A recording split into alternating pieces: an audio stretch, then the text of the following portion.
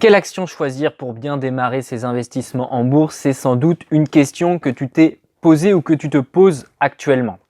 En effet, quand on démarre en bourse, on a quand même une multitude de possibilités. Enfin, sur l'Euronext, tu as plus de 650 valeurs.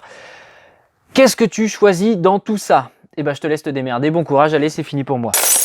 Mais non, bien sûr, je vais pouvoir t'aider, bien sûr, dans cette vidéo. Aujourd'hui, je vais te présenter une shortlist de 10 actions, à peine 10 actions, qui vont pouvoir t'aider à démarrer dans tes investissements en bourse.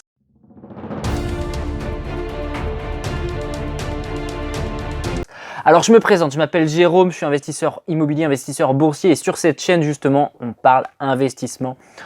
Sur cette chaîne j'essaye de t'expliquer, de vulgariser au maximum ce monde de l'investissement. Donc bien sûr si ces sujets t'intéressent, je t'invite à t'abonner en cliquant sur le petit bouton qu'il y a juste dans l'angle. Tu pourras également regarder dans la barre de description où une petite surprise t'attend. Alors quelle action choisir quand on démarre ses investissements en bourse? C'est quelque chose qui n'est pas forcément évident. Au début, c'est quelque chose que j'ai traversé moi-même à mes débuts sur les marchés financiers. Et aujourd'hui, j'aimerais te parler justement des entreprises aristocrates. Je ne sais pas si tu as entendu parler de ces termes-là. Alors, il ne s'agit pas de petites entreprises en costard-cravate, quoique on n'en est pas loin. Une entreprise aristocrate, c'est quoi?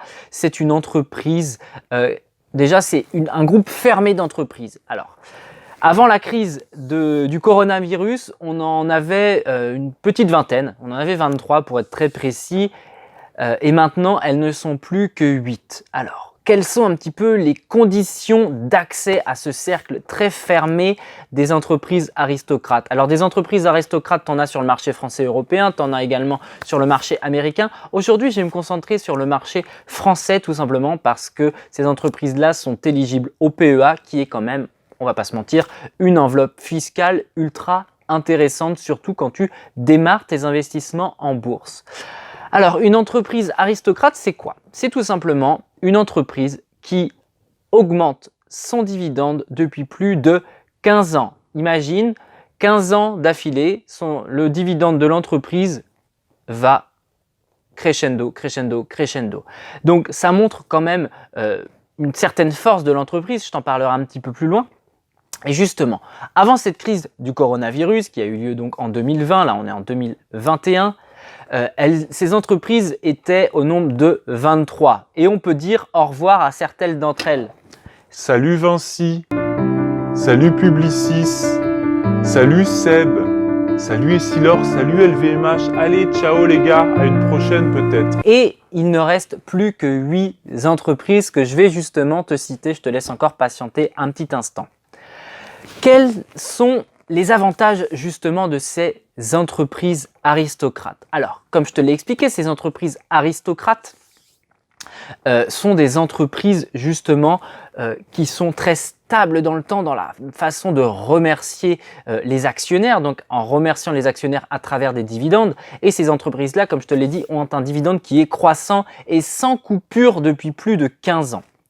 Alors, tu te comprendras donc facilement que le risque d'investir sur ces entreprises est forcément plus faible dans la mesure où ces entreprises-là ont quand même traversé certaines crises, ont survécu à des périodes d'inflation, à des crises, la crise des années 2000, la crise de 2008, la crise du coronavirus et toujours en réussissant à augmenter leurs dividendes.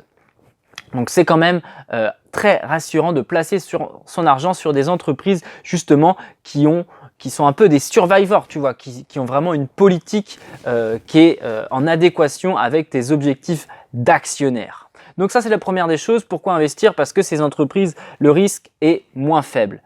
Également, pourquoi investir sur ces entreprises-là? Parce qu'elles sont tout simplement plus performantes. Et oui, en effet, ces titres sur du long terme sont beaucoup moins volatiles de 1 et de 2. La performance de ces titres avec la puissance des intérêts et des dividendes cumulés et réinvestis surperforment les autres entreprises. Je vais te mettre justement À l'écran, je me décale. Je vais te mettre ici un petit graphique entre l'évolution du CAC 40 et l'évolution du CAC 40 GR. Le CAC 40 GR, c'est le CAC 40 qui va prendre en compte le réinvestissement des dividendes. Et tu vas pouvoir observer sur ce graphique que justement, les entreprises à dividendes avec les dividendes réinvestis ont une performance beaucoup plus importante que des entreprises justement qui ne versent pas de dividendes. Donc à tous les détracteurs qui disent aujourd'hui oui, mais quand l'entreprise verse le dividende, le cours de l'action baisse. Oui, il baisse momentanément, mais on sait très bien que sur du long terme, ces entreprises-là déjà sont croissantes, ont des résultats quand même qui sont intéressants et on sait très bien que le cours de l'action reprendra l'ordre des choses d'une manière naturelle. Donc voilà un petit peu les raisons qui moi personnellement me poussent à investir à travers ces entreprises à dividendes. Je trouve que c'est une stratégie qui est redoutable et justement je vais te donner la liste maintenant de ces 8 survivors. Alors sur 2021, les entreprises qui restent éligibles à ce cercle fermé, ce cercle des entreprises à dividendes aristocrates, il n'y en a plus que 8 en France. Je vais te les citer. Tu vas avoir Total, tu vas avoir Sanofi, tu vas avoir Danone, tu vas avoir Thermador, tu vas avoir Air Liquide, tu vas avoir également Ruby, Pharmagest et enfin Dassault Systèmes. Donc je t'invite en fait à analyser ces entreprises, voir si elles correspondent à tes objectifs de rendement, si tu aimes la politique de l'entreprise, si cela te parle tout simplement. Il ne suffit pas de prendre comptant ce que je te dis, je ne suis pas un professionnel de la finance, je suis juste un particulier qui partage son expérience d'investisseur.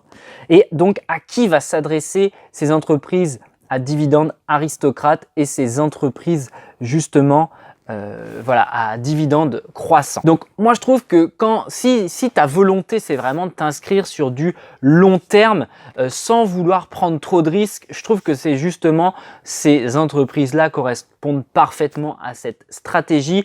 Et également si tu as la volonté comme moi, de vouloir établir des revenus passifs, eh bien ces entreprises à dividendes sont également parfaites pour répondre à ces critères. Donc si tu veux investir sur le long terme sans trop de prise de risque et pour pouvoir faire des revenus passifs comme ça va être mon cas, moi je m'en cache pas, sur du long terme, mon objectif avec ma femme c'est de pouvoir générer à minima 1000 € de dividendes par mois et je pense que ce sera vraiment un minimum d'ici 10 ans, 15 ans, 20 ans en fonction de nos montants d'investissement.